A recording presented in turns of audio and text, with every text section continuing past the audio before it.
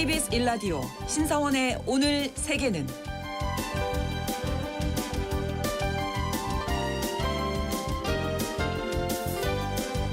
안녕하십니까. 아나운서 신성원입니다.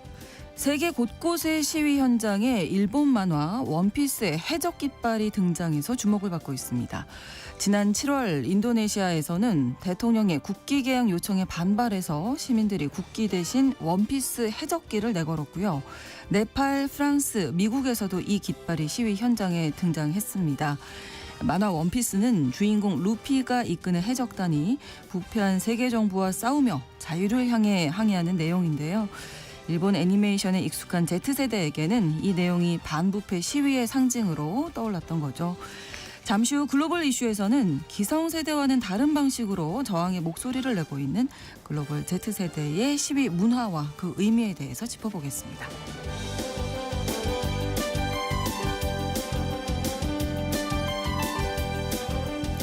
오늘 주목할 국제사회 뉴스 헤드라인 뉴스와 키워드로 정리해드립니다. 통신원 취재수첩은 일본 자민당 총재 선거 소식 준비했습니다. 현재 5명의 후보 가운데 다카이치 사나에와 고이즈미 신지로가 가장 유력하다고 알려져 있는데요. 집권 여당인 자민당의 총재는 일본 정부의 총리가 되기 때문에 둘 중 누가 되든 각자 첫 여성 총리, 또 첫 40대 총리라는 타이틀을 얻게 됩니다. 현재 분위기는 어떤지 통신원 연결해서 알아보겠습니다. 9월 29일 월요일 KBS 1라디오 신성원의 오늘 세계는 시작합니다.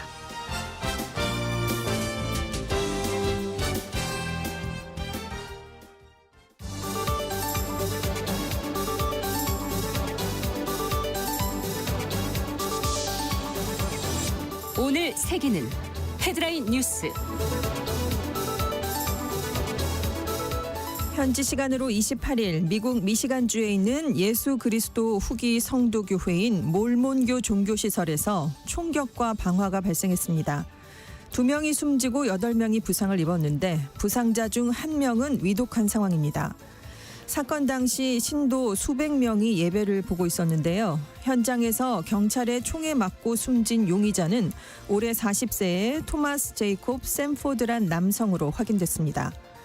트럼프 대통령은 미국 내 기독교인을 대상으로 한 또 다른 표적 공격으로 보인다면서 미국에서 벌어지고 있는 폭력의 유행병은 즉시 종식돼야 한다고 강조했습니다.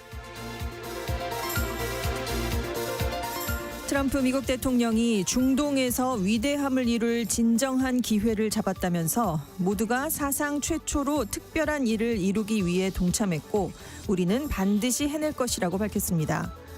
구체적인 내용은 말하지 않았지만 가자 지구에서의 종전 합의가 이루어질 것에 대한 기대를 드러낸 것으로 분석되는데요.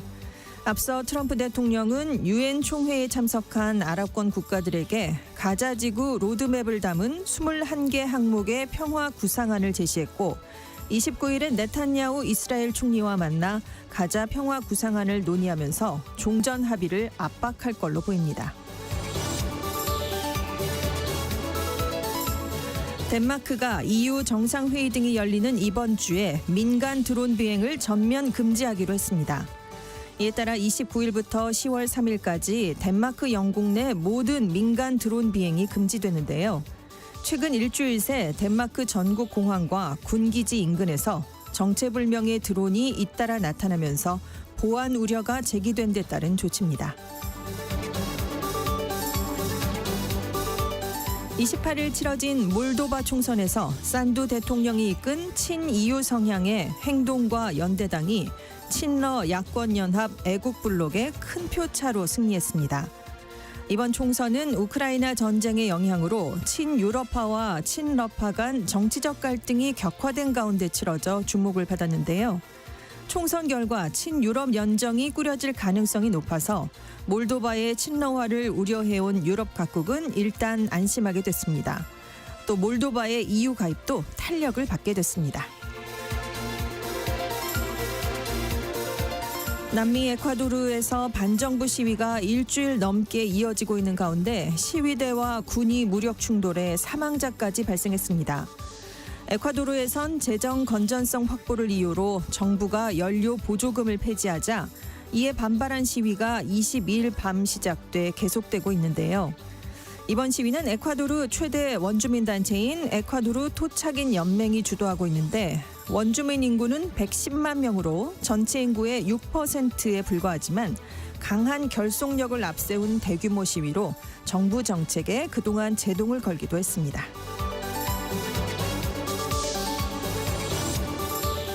오늘의 헤드라인 뉴스 외신캐스터 전주현 씨가 전해주셨습니다. 이번에는 키워드로 정리한 국제사회 소식을 살펴보겠습니다. 첫 번째 키워드, 이란 정부가 대드락 상황에 빠졌다. 그러니까 이러지도 저러지도 못하는 교착 상태에 빠졌다는 건데요. 네. 왜냐하면 이란에 대한 유엔 안전보장이사회 제재가 10년 만에 복원이 됐기 때문입니다.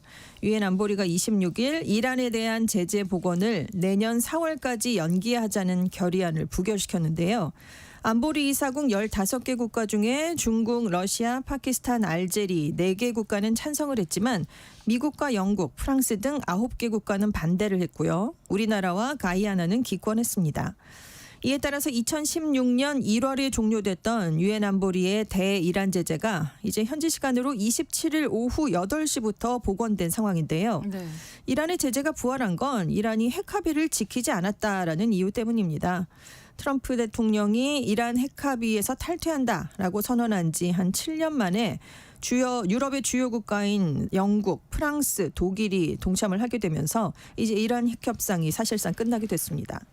이 세 나라가 주도를 한 건데요. 워낙 이란 핵 합의는 2015년에 오바마 미국 행정부가 주도해서 유엔 안보리 상임이사국 5개 국가, 독일 이렇게 6개 나라가 이란의 핵무기 개발을 제한하는 대신 경제 제재를 부과하지 않기로 합의한 협정이었습니다. 근데 이제 영푸독 3개국은 이란이 그때 합의한 농축 우라늄 비축량을 제한 한도의 40배 이상으로 늘리는 등 협정을 위반했다. 제재를 자동으로 복원하는 스냅백 절차를 발동하겠다라면서 이제 추진을 한 건데요. 이에 따라서 이란의 해외 자산이 동결됐고요. 무기 거래 금지, 우라늄 농축, 재처리 금지, 또 탄도미사일 개발 제한 같은 광범위한 제재가 다시 이루어지게 됐습니다. 이미 미국이 독자 제재를 통해서 상당수 분야에 적용이 되었던 제재긴 합니다. 그런데 이제 유럽하고 다른 서방 국가들도 다 동참을 하게 됐거든요. 그러니까 이란의 부담은 더 커질 것 같은데, 그래서 뉴욕타임스는 연 40%가 넘는 인플레이션과 물 부족, 전력난 속에 이란 경제는 더 악화될 것이다라고 전망했습니다. 다만 러시아와 중국이 불복을 했거든요. 그래서 브릭스 국가를 통해서 제재 무력화를 시도하지 않겠느냐 이런 전망도 있는데, 중국이 이란산 원유를 계속 사주고요. 위안화 결제망, 자국 금융기관을 활용해서 이란의 숨통은 터줄 수 있다라는 관측도 한편에서 나오고 있습니다. 지금 페제스키안 이란 대통령이 미국을 방문하고 있습니다. 그런데 3개월 내로 미국의 농축 우라늄을 모두 넘기라고 요구를 받았는데, 이렇게 비이성적인 요구는 어떤 식으로든 용납할 수 없다라면서 선을 그었고요. 네. AP통신이 이란 정부 관계자들을 인용해서 서방의 압력에 굴할 수도 없고, 그렇다고 국민은 경제적 압박 때문에 또 다른 전쟁을 감당할 수 없는 상황이다. 이란 정부가 대드락 상황에 빠졌다라고 보도했습니다. 네. 자, 다음 키워드, 실수인가 의도인가. 이걸 모르겠는데요. 헤그세스 네. 미국 국방장관이 30일에 열리는 긴급회의를 이유로 전 세계 미군 장성 800여 명을 본국으로 소집했습니다. 네. 그런데 국방부 내부 자료에 현직 대장, 즉 별 4개인 브런슨 주한 미군 사령관 계급이요, 중장인 별 3개로 표시됐던 것으로 드러났습니다. 군대에서 이거 중요한 거 아니에요? 굉장히 계급은? 중요합니다. 네. 그래서 헤그세스 장관의 소집령이 미군 지휘부의 구조 조정과 연관이 있는 게 아니냐 이런 관측이 나왔는데요. 트럼프 2기가 출범한 이후에 미군 안팎에서는 주일 미군 사령관을 대장으로 격상을 하고 대신에 주한 미군 사령관은 중장으로 낮출 수 있다라는 전망이 있었기 때문입니다. 네. 이에 대해서 미군 당국은 단순한 시스템 오류였고 즉시 바로잡았다라고 해명을 하긴 했습니다. 근데 지금 시점이나 대상이 굉장히 민감하니까 이게 정말 단순한 실수냐라는 얘기가 나오는 건데요. 이번에 계급이 잘못 포기된 장성은 브런슨 사령관 외에 클라크 태평양 육군 사령관도 있었습니다. 역시 클라크 사령관도 대장인데요. 중장으로 표기가 됐습니다. 그래서 워싱턴 포스트가 태평양 지역의 육군을 지휘하는 클라크, 한국 내 미 지상군을 지휘하는 브런슨이 모두 지휘권 축소 가능성이 우려되는 직책을 맡고 있는 것이다 라고 보도를 내놨습니다. 네. 근데 지금 트럼프 행정부가요, 중국 견제를 위해서 인도 태평양 지역에 배치된 미군 태세 전반을 들여다 들여다보고 있거든요. 그래서 주일미군 역할 확대를 추진하고 있는데 그래서 미국과 일본이 작년에 주일미군 사령부를 합동군 사령부로 격상하기로 합의를 한 상황입니다. 이렇게 되면 주한미군 역할은 좀 축소가 불가피할 것으로 보이는데요. 네. 왜냐하면 현재 주한미군은 북한을 억제하는 역할에 한정돼 있어서 전략적인 유연성 차원에서 일부 병력을 다른 지역으로 돌릴 수가 있기 때문입니다. 그러니까 삼성 장군인 주일미군 사령관, 사성 장군인 주한미군 사령관 계급이 바뀔 수 있지 않겠느냐 이런 맥락에서 나온 얘기였는데 네. 아무튼 이제 국방부가 새로운 국가 방위 전략도 조만간 공개를 할 거기 때문에 이번 삼성 표기 사건이 단순한 실수인지 아니면 미군 지휘부 구조 조정을 의도적으로 나타낸 건지는 여기에 드러날 것 같습니다. 네. 아무튼 이번 대거 장성들을 소집하면서 헤그세스 장관이 전사 정신과 군 기강, 체력 기준에 대해 짧은 연설을 한다라고 알려졌었는데 네. 트럼프 대통령이 갑자기 참석하는 게 확정이 됐습니다. 오. 그래서 네. 트럼프 행정부가 이번 회의에서 정치적 중립을 지켜야 할 군을 정치적으로 이용하려 하는 게 아니냐 이런 우려도 나오고 있습니다. 네. 자, 다음 키워드가 시간 여행자인데요. 언어는 과거나 미래로 이동하는 그렇죠. 사람을 말하는데요. 네. 그건 아니고 앞으로 유럽에 여행 가실 때는 시간이 많이 필요한 시간 여행자가 되실 것 같습니다. 네, 또 제도가 왜냐하면, 바뀌었군요. 네, 다음 달부터 한국인을 포함한 비유럽연합 국적자가요. 네. 유럽의 쉥겐 지역을 방문할 때 새로운 출입국 시스템을 이용해야 하기 때문입니다.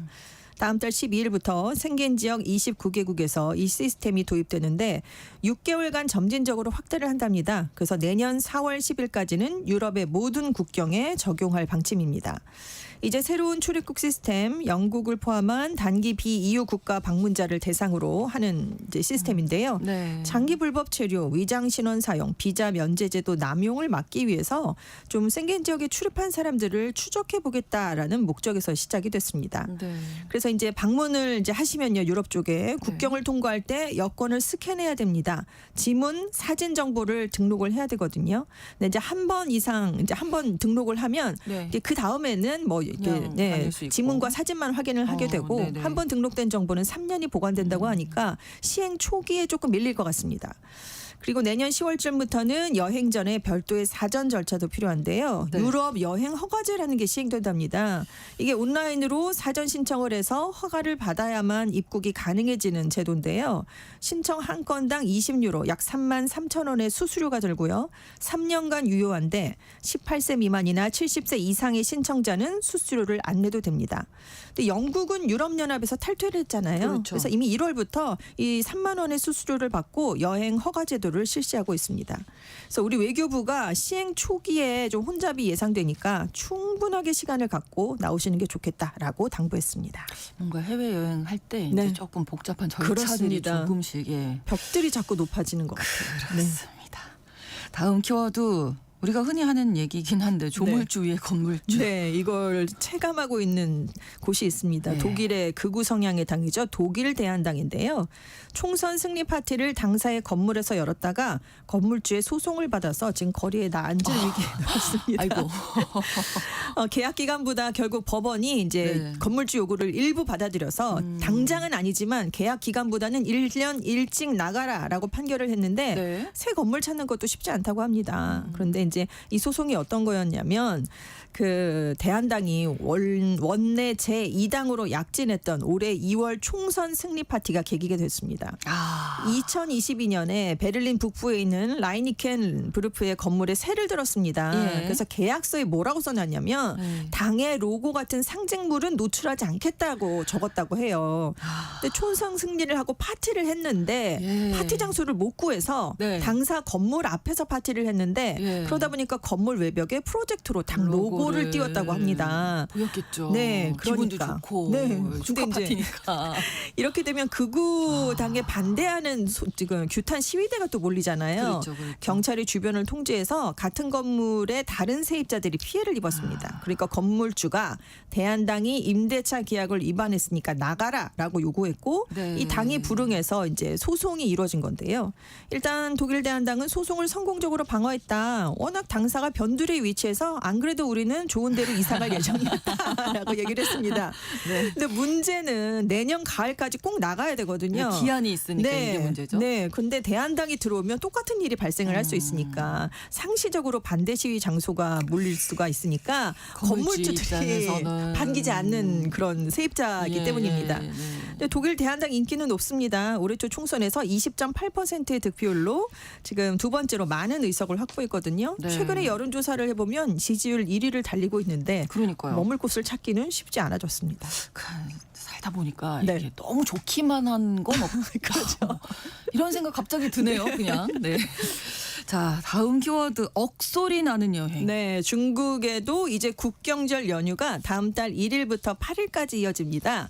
그런데 이 기간 동안 23억 명 이상이 이동할 것으로 전망됐습니다.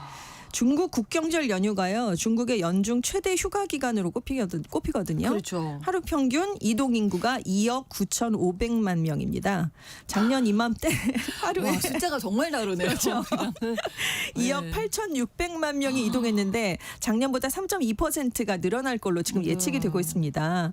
일단 자가용으로 운전하는 이동 인구만 18억 7천만 명이나 됩니다. 전체 이동량의 80%를 차지하고요. 네. 이제 연휴 초반 후반에 아무래도 여기도 이동 인구가 몰리겠죠. 그렇겠죠. 이 피크 타임에 고속도로 이동 차량이 7천만 대에 이를 것으로 전망되고 있습니다. 네. 그리고 이제 국내외 관광객도 증가할 것으로 예측이 됐는데 중국 국내에서는 광저우, 청두, 베이징, 상하이, 시안 뭐 이렇게 도시 권역 인기가 이미 지난해 수준을 넘어섰고요. 네. 해외 여행도 많이 떠납니다. 러시아, 일본, 한국, 동남아 등으로 이제 오게 되는데 우리 추석 연휴랑 딱 겹치네요. 그렇습니다. 네. 그래서 중국 단체 관광객이 오늘부터 내년 6월 30일까지 한시적으로 비자 없이 우리나라에 입국할 수가 있습니다. 네. 최대 15일간 전역을 여행할 수가 있는데요. 단 3인 이상 중국이 단체 관광객이 대상이고 제주도는 기존과 동일하게 30일간 무비자 개별 단체 관광이 가능합니다. 네. 그래서 정부가 불법 체류를 방지하기 위해서 전담 여행사 관리 기준을 대폭 강화했는데요.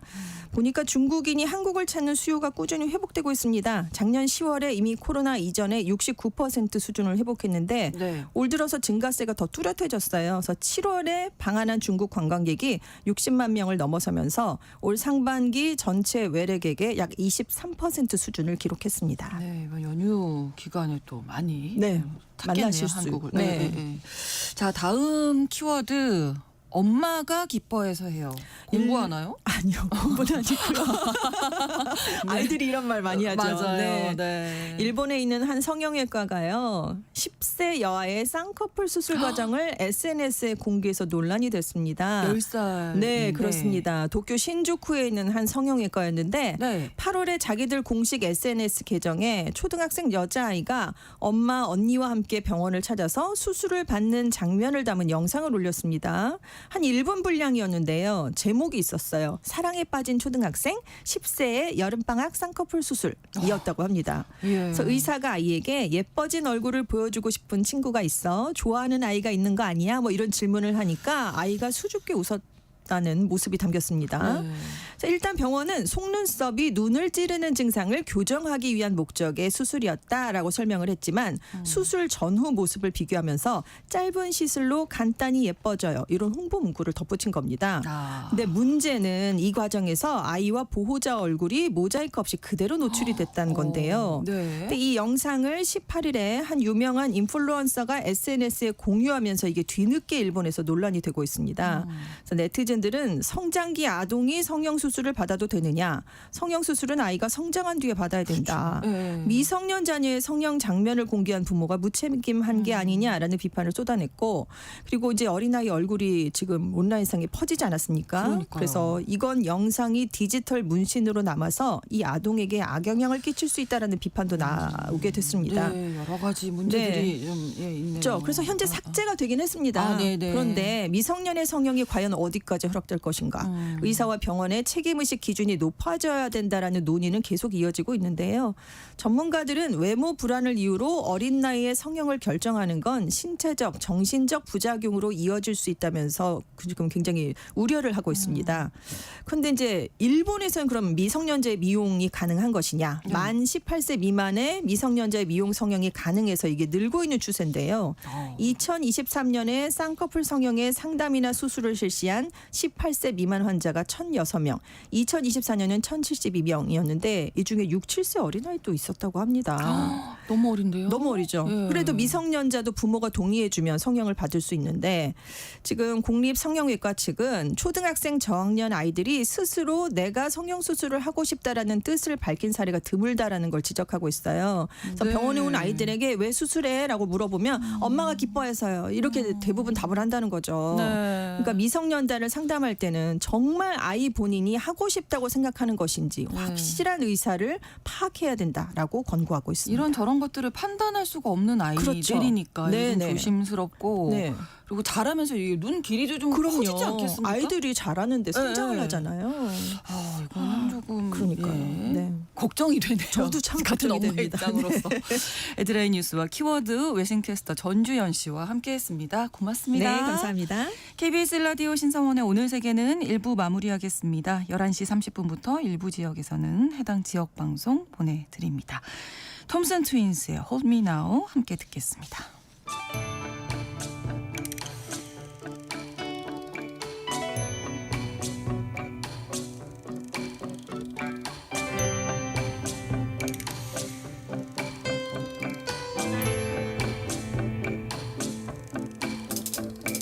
I have a picture pinned to my wall, an image of you and of me, and we're laughing with love at it all. Look at our life now, all tattered and torn. We fuss and we fight and delight in the tears that we cry until dawn. Oh, hold me now. Oh, hold my heart.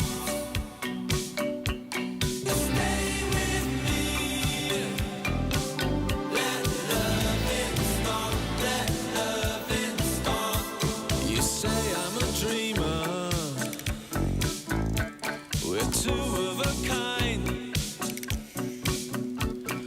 Both of us searching for some perfect world we know we'll never find. So perhaps I should leave here, yeah, and go far away. But you know that there's nowhere that I'd rather be than with you here today.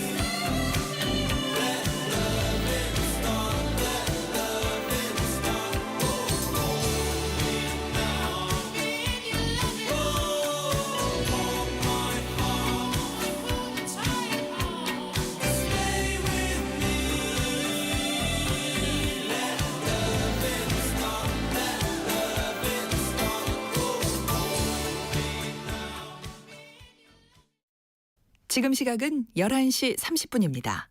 KBS Ladies and gentlemen.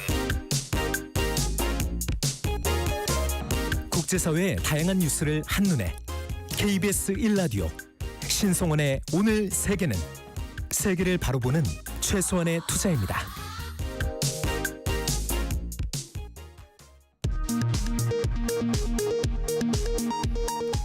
이 시각 라디오 정보센터 뉴스입니다. 중앙재난안전대책본부는 오늘 오전 10시 기준으로 국가정보자원관리원 화재로 중단된 정보 시스템 647개 가운데 정보24, 우체국 금융 등 55개를 복구했다고 밝혔습니다. 오늘 오전부터 편지와 소포, 국제우편 서비스 같은 우편 서비스가 상당수 복구됐습니다. 앞서 어젯밤에는 우체국의 금융 서비스가 재개되면서 입출금과 현금 인출기 사용이 가능해졌습니다. 이재명 대통령이 내일 1박 2일 일정으로 한국을 공식 방문하는 이시바 시게루 일본 총리와 만나 정상회담을 합니다. 이 대통령과 이시바 총리는 부산에서 정상회담과 만찬 등의 일정을 진행할 예정입니다. 조희대 대법원장이 내일 열리는 이른바 대선계 무효 국회 청문회에 사법의 독립성 등을 이유로 불참하겠다는 뜻을 밝혔습니다. 청문회 개최를 주도한 여당은 오만한 태도라며 날을 세웠습니다. 긴 연휴로 이번 추석 명절에는 지난해보다 8%가량 증가한 3,200여만 명의 민족 대이동이 있을 것으로 국토교통부가 예상했습니다.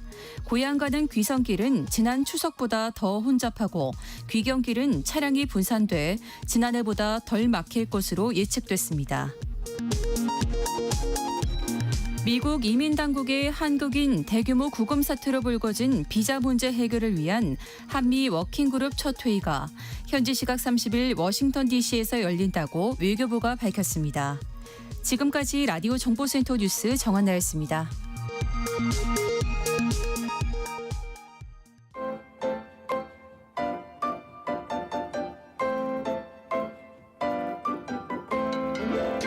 통신원 취재 수첩.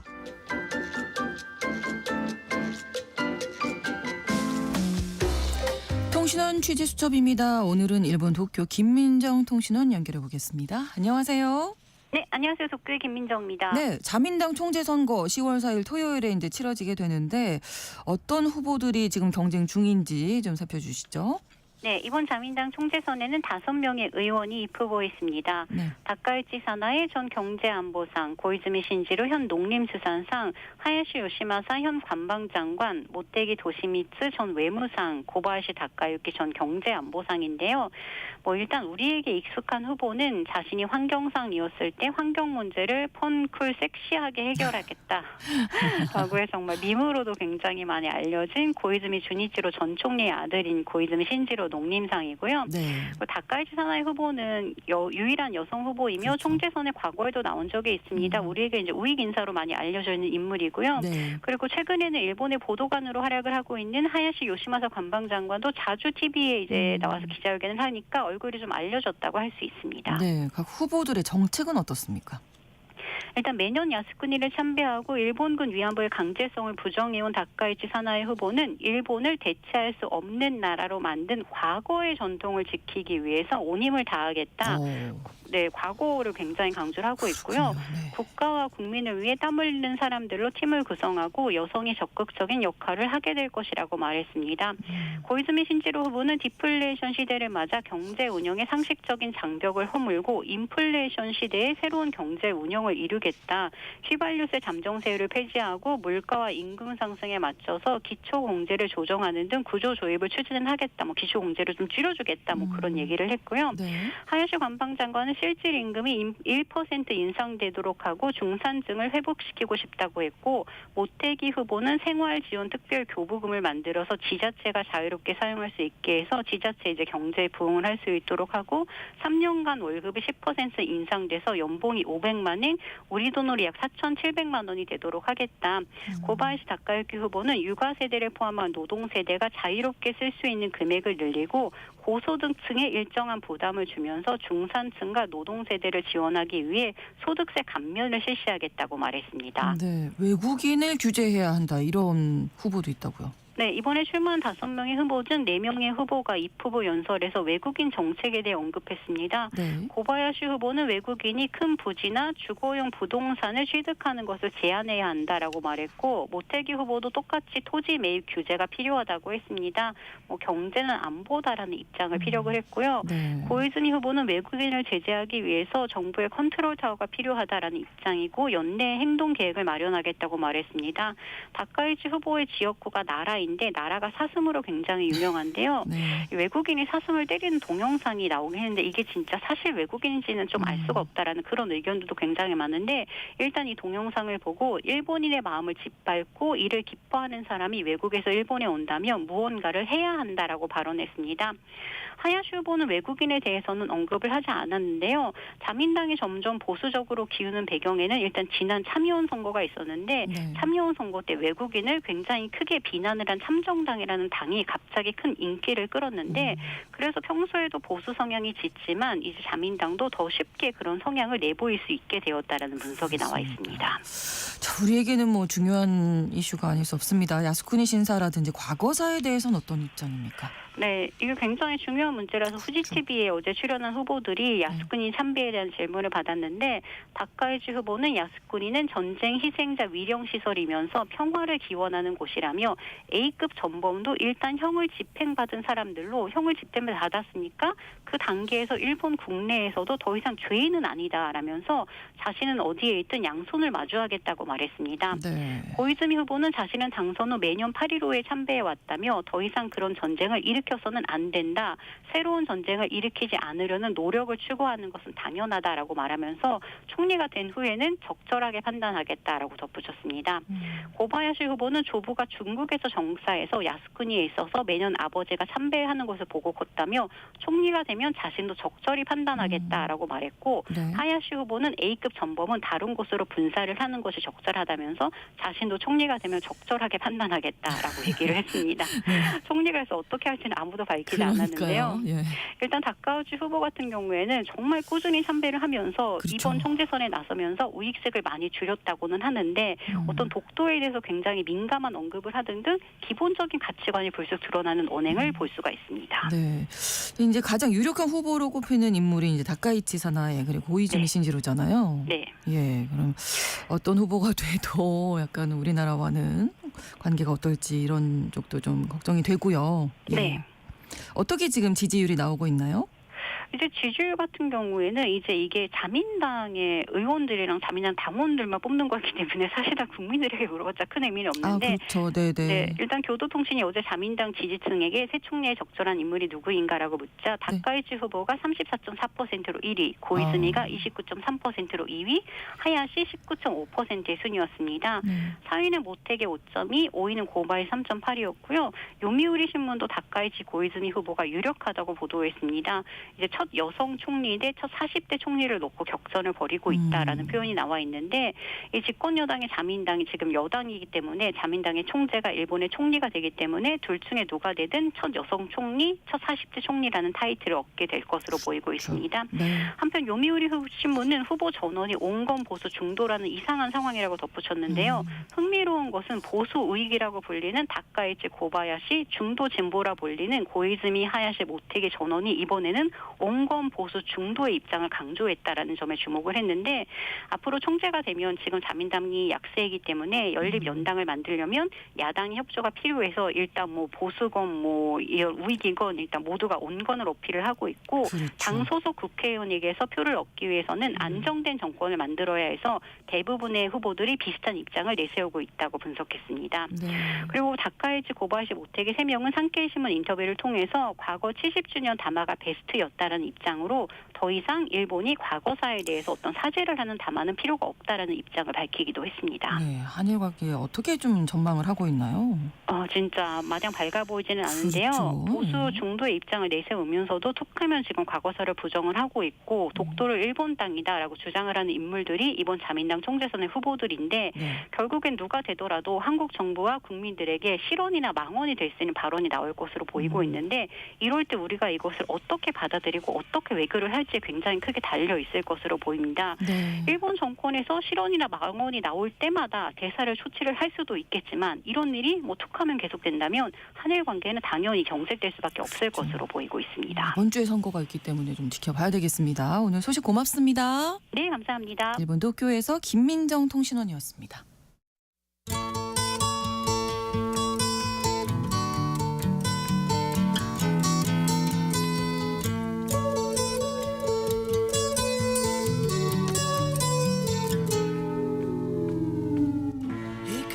최근 동남아시아 곳곳에서 특권층의 부패와 불평등에 반발한 대규모 반정부 시위가 이어지고 있습니다.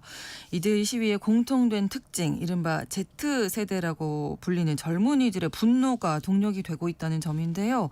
그만큼 시위 방식도 이전과는 크게 달라지고 있습니다. 글로벌 이슈에서 오늘 각국의 시위 상황 전해드리면서 새로운 시위 문화에 대해서도 이야기 나눠보겠습니다. 오혜리 국제전문기자와 함께합니다. 어서 오세요. 네, 안녕하세요. 자, 일단 필리핀 상황 좀 살펴봐야 될 것 같은데요.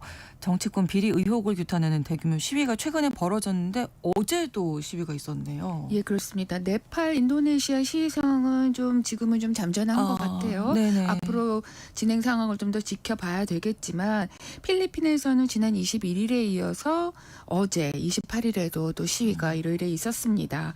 수도 마닐라, 또 케선시티 등 전국 각지에서 부패에 맞서는 걷기 행사라고 하는 이름으로 또 부패 종식을 촉구하는 시위가 이어졌습니다. 네. 21일 시위 때보다는 좀 규모가 줄어들기는 했는데 참가자들의 열기는 여전했던 것 같습니다. 네. 그냥 모든 부패를 멈춰라라고 구호가 적힌 팻말을 들면서 시위를 벌였습니다.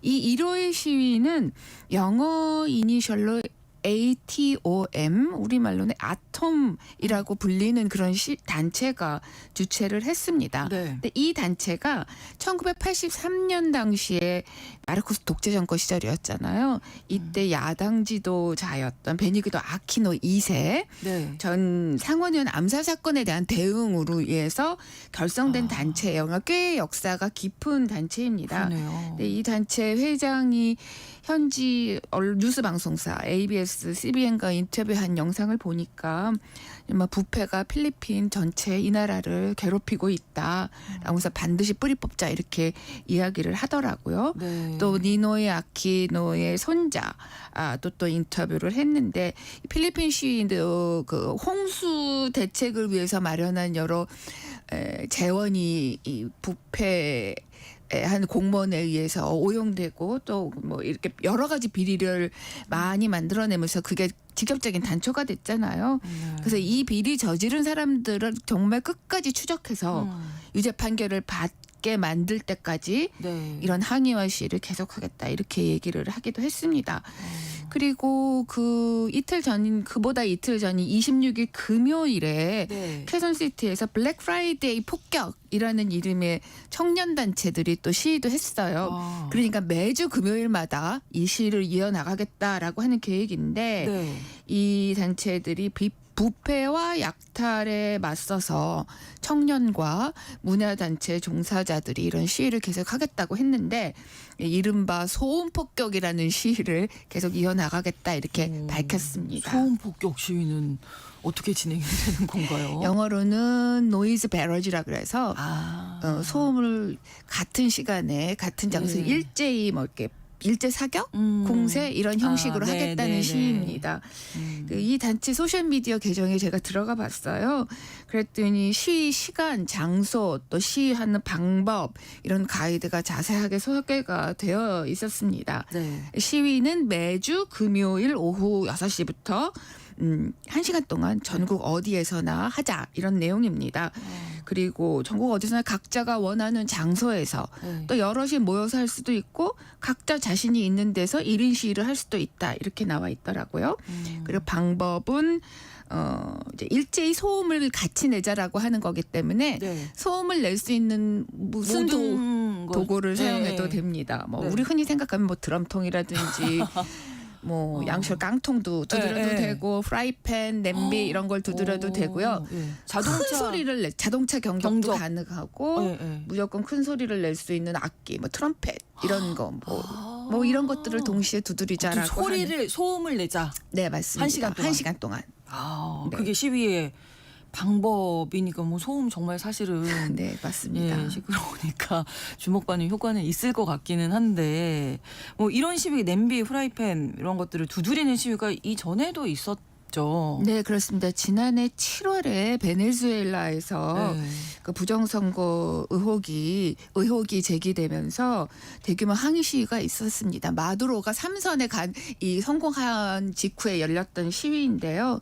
이때 시위 현장에서 냄비, 프라이팬 이런 걸 들고 나와서 시민들이 한꺼번에 두드리는 시위를 벌인 적이 있습니다. 네. 근데 사실 냄비나 뭐 프라이팬을 주방기구 두드리는 시위는 우리 예전에도 많이 본 적이 있어요. 특히 중남미 지역에서는 좀 정통적인 시위 방식이라고 합니다. 그렇군요. 이 따로 부르는 용어도 있어요. 이 시위를 네. 카세롤라소 스페인어로 부른다고 하는데 네. 이거는 카세롤라소는 냄비를 뜻하는 카세롤라라고 아. 하는 단어에서 나왔다고 합니다. 아, 네네. 영어로는 냄비를 캐서롤. 가리키는 캐서롤에서 나온 거죠. 아, 뭐 프라이팬, 주전자, 깡통 이런 거를 들고 두드리면서 시위를 벌리는 형식인데 1960년대부터 중남미에서는 이런 시위 형태가 시작이 됐고 네. 중남미의 현대사 굴곡이 있을 때마다 이런 시위가 벌어졌다고 합니다.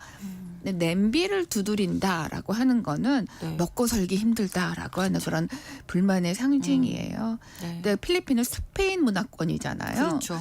그래서 그리고 또 이번 시위가 부패로 인해서 조직적인 부패로 인해서 일반 시민들은 먹고 살기가 힘들다. 네. 경제적인 고통을 겪는다 이런 그런 메시지이기 때문에 이제 카세롤라스도 시위와 정말 일맥상통하는 방식이 아닐까 하는 생각이 듭니다. 네. 그리고 또 작은 물건들을 들고 두드리는 거기 때문에 네. 굳이 뭐 여러 사람들이 모인 데서 나가서 한꺼번에 두들기면 더 효과는 좋겠지만 네. 자기 우리 뭐 아파트라면 뭐 베란다 집에서, 나가서 그냥 네. 그 거리를 바라보면서 두드릴 수도 있고 그래서 매우 그렇죠. 효과적이라고 합니다. 네. 그래서 일부 이런 중남미 국가에서는 시위가 장기적으로 이루어지면 굳이 이렇게 들고 나가서 두드릴 필요 없이 네.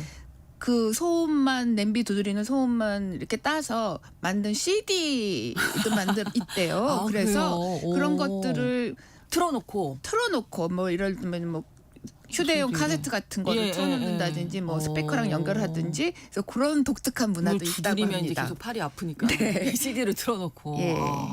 아무튼 의사를 표현을 하는 거죠. 근데 이번 필리핀 시위에서 일부 청년들이 홍수 피해로 희생된 인물들을 재현하기 위해서 뭐 온몸에 진흙을 네. 뒤집어 쓴 채 행진하는 모습도 있었고 일본 만화 원피스의 해적 깃발도 네. 등장했다고요. 이게 일본 그 애니메이션 만화 네. 캐릭터가 이렇게 나온 적이 있었나요? 네, 있었습니다. 저도 이번에 원피스는 뭐 그 만화의 내용이 좀 그래서 그렇죠. 충분히 있을 수 있는 일이다라는 생각이 들어 또 관련해서 또 그동안에 보도도 많이 나갔는데 네. 이번에 좀 확인을 해보니까 꽤 많았더라고요. 그렇군요. 2020년 벌써 5년 전이죠. 태국에 반정부 시위가 있었는데 네. 그때 우리나라에서도 많이 사랑받고 있는 만화 캐릭터 햄토리가 아, 시위 상징으로 등장한 적이 있습니다. 햄토리는 햄스터가 주인공이잖아요. 그렇죠. 근데 당시 시위대가 이 햄스터처럼 정부 또는 권력자들이 네. 납세자가 낸 돈을 마구 먹어치운다 이런 메시지로 이 캐릭터를 전면에 내세웠고 또 만화 영화의 주제가도 부르고 또 햄스터처럼 이렇게 줄지어서 시위를 벌이기도 했다고 합니다. 네. 특히 태국에서도 이 햄토리 애니메이션이 매일 TV 아침마다 아. TV 만화 영화로 방송이 됐다 그래요. 네. 그래서 그럼 아주 태극시민 친숙한 캐릭터네요. 이 캐릭터를 모든 사람들이 거의 시민들이 다 알고 있고 특히 젊은 세대들은 이 캐릭터를 특히 좋아했는데 그래서 동참하게 만드는 데 아주 중요한 동력이 됐다라고 합니다. 네. 그리고 지난 3월에 튀르키예에서도 시위가 있었습니다. 이 에르도안 대통령이 장기 집권을 반대하고 네. 또 예전에도 제가 말씀드린 적이 있는데 야당 지도자들을 탄압하는 또 이런 행태에 시민들이 나서서 시위를 벌인 적이 있습니다. 네. 이때 일본 애니메이션 포켓몬스터의 대표 캐릭터고 저도 굉장히 좋아합니다. 피카츄. 큰 화제를 모았었습니다. 네. 그런데 뭐 햄토리처럼 이게 처음부터 시위의 상징이 된 건 아니고 네. 우연히 시위 현장에 이 피카츄의 탈과 옷을 쓰고 참여한 사람이 있었대요. 그러니까 얼마나 눈에 띄었겠어요. 그렇죠. 예. 그런데 이 경찰에 쫓겨서 이렇게 막 시위 참가자들이 도망을 가는 현장이 우연히 영상 카메라에 찍혔는데 네. 이게 소셜 미디어에 오르면서 엄청나게 화제를 모았다고 합니다. 그 네. 큰 피카츄 탈을 쓰고 띠뚱거리면서 이 도망치는 모습이 크게 주목을 받았고 그 네. 이후에 이 튀르키예에서는 네. 피카츄가 시위의 상징이 됐다고 해요. 그렇군요. 그리고 최근에 인도네시아, 네팔 등 이제 아시아 지역의 이 Z세대 시위에서는 원피스 해적 깃발이 이제 저항과 연대의 아이콘이 됐죠. 네. 프랑스에서도 최근에 저희도 말씀을 드렸지만 이 긴축에 반대하는 시위가 있었잖아요. 그렇죠. 그때도 이 역시 원피스 해적기가 등장을 했다고 합니다. 그 이유에는 프랑스가 일본 문화를 참 좋아하는 국가 중에 하나로 꼽혀요. 근데 이 원피스 만화 시리즈물이 이 세계에서 두 번째로 많이 팔린 나라가 바로 프랑스라고 합니다. 그래서 아마 프랑스 젊은이들은 이 원피스라는 만화와 캐릭터에 매우 익숙했기 때문에 네. 역시 상징 수단으로 쓰지 않았나라고 생각이 듭니다. 네. 유독 일본 이 만화 캐릭터들이 많이 사용이 되네요. 네. 예, 어떤 이유가 있을까요? 아무래도 일본은 만화 강국이고 또 그렇죠. 인상적인 캐릭터들을 많이 갖고 있잖아요. 전 세계적으로 통용이 되는 네. 그야말로 히트 캐릭터들을 많이 탄생시킨 국가이고 또 일본 애니메이션들이 세계적으로 인기를 얻고 있기 때문에 시위의 상징이 되고 있는 것 같습니다. 근데 원피스 해적 깃발은 뭐 국내에서도 많이 보도됐지만 지난 7월에 인도네시아 시위 현장에 처음 등장을 했습니다. 네. 예, 근데 뭐 그 당시에 인도네시아에서는 온 오프라인을 거의 뒤덮을 정도로 이 캐릭터가 정말 여러 군데서 눈에 띄었습니다. 근데 이게 계기가 그 대통령이 그 프라우보 수비안토 대통령이 연설을 하면서 8월 17일에 독립 기념일인데 네. 그때 국기를 걸자 이렇게 얘기를 했더니 많은 사람들이 국기보다는 우리의 저항을 나타내기 위해서 원피스 깃발을 걸겠다 이렇게 하면서 시작이 됐다고 해요. 네. 그리고 또 이 원피스에 워낙 이제 밀짚모자 해적단이 그 저항을 대표하다 보니 내용이 이게 정말 그러니까, 네. 한꺼번에 확 퍼지게 된다고 생각이 네. 듭니다. 네. 우리나라 이 노래들이 또 아시아 시위 현장에서 많이 또 불려졌습니다. 네, 그렇습니다. K-pop. 아무래도 일본 경우에는 애니메이션 캐릭터다라고 그렇죠. 하면은 우리나라는 우리나라는 이제 K-pop. K-팝이죠. 예. K-팝의 파워가 동남아시아 시위 현장에서도 다시 한번 확인된 적이 있습니다. 네. 근데 지난해 12월 말에 대만에서 대규모 시위가 있었는데 이때 시위의 이유는 그 의원들이 비리를 저지른 경우에 네. 파면 또는 탄핵하는 요건을 더 강화하는 법안이 발의가 됐습니다. 그렇게 되니까 시민들이 이거는 서로 봐주기식이냐라고 하면서 이제 거리로 나와서 대규모 시위를 벌였습니다. 네. 그때 아이돌 응원봉을 들고 나온 케팝 팬들이 많았고 그게 대만 현지 언론에서 크게 이제 보도가 되기도 했습니다. 그래서 이유로 왜 이렇게 뭐 이런 것들을 들고 나왔냐라고 했을 때 아무래도 그 전에 우리나라에서 12월 작년 말에 그렇죠. 그 시위의 네. 어떤 독특한 문화가 전 세계적으로 화제가 되면서 결국에는 이제 집 안에 가지고 있었던 책상 네. 속에 들어 가지고 넣어뒀던 예. 이 응원봉이 이제 응원봉을. 꺼내 든 거죠. 네. 대만의 K-팝 팬들도. 네. 그래서 그 당시에 그 시위 현장에서도 이런 것들이 많이 주목을 받았고 사실 그냥 그 당시에 좀 너무 과하다라는 의견도 대만 내에서는 있었대요. 그런데 결국에는 대만에서도 이게 민주주의의 어떤 상식이 됐고 우리도 한국과 같은 결말을 내기를 바란다라고 하는 그런 염원을 담아서 그런 것이 이제 대만에서도 도통한 시위 문화의 한 축을 이루기도 했다고 합니다. 네. 또 그보다 앞서서 2020년에 네. 태국 시위 때는 뭐 블랙핑크의 노래가 울려 퍼지기도 했고요. 네. 그게 아무래도 현지의 젊은이들이 그런 K-팝의 노래를 중심으로 해서 시위에 더 많이 참여하는 동력이 됐다 이런 평가를 받기도 했습니다. 네. 그러니까 젊은이들이 사실은 뭐 갖고 계셔도 마찬가지겠죠. 예, 정치에 무관심하다. 네, 뭐 의견을 잘 맞습니다. 얘기 안 한다. 뭐 이런 예. 어른들이 걱정들 많이 하시는데 이런 뭐 시위 문화, Z세대 시위 문화 보니까 확실히 다르구나. 다른 방법으로 표현을 예, 맞습니다. 하는구나. 사실 이게 느껴져요. 지난해 저도 이제 세대차가 크게 있기 때문에 네. 이 작년 말 올해 초에 시위 문화 보면서 정말 많이 달라졌구나. 그렇죠. 전통적인 어떤 시위 가요라든지 네, 네, 네. 촛불 대신 응원봉을 들고 나온 거는 저에게도 그랬고 저희 세대에게도 정말 신선한 충격이었습니다. 그렇습니다. 네, Z세대는 1990년대 중후반에서부터 2010년대 초반에 태어난 세대인데 네. 정말 소셜미디어에 익숙하고 기성세대와 다른 팝문화를 정말 뿌리 깊게 이제 받아들인 세대라는 것들을 다시 한번 확인하게 된 계기였고요. 네. 그거는 우리나라뿐만 아니라 전 세계적으로도 그러니까요. 마찬가지인 것 같습니다. 네. 동남아시아뿐만 아니라 유럽의 세대들도 마찬가지고요. 네. 최근에 나타나는 시위 문화는 정말 이전과는 많은 차이가 있다라는 생각이 듭니다. 네. 아무래도 이전 세대보다는 개방적이고 자기 개성을 표출하기가 더욱 적극적이고 네. 또 이런 자신의 이런 그런 가치관들을 적극적으로 공유하다 보니까 새로운 문화를 만들어내가고 있다라는 생각이 듭니다. 그리고 네.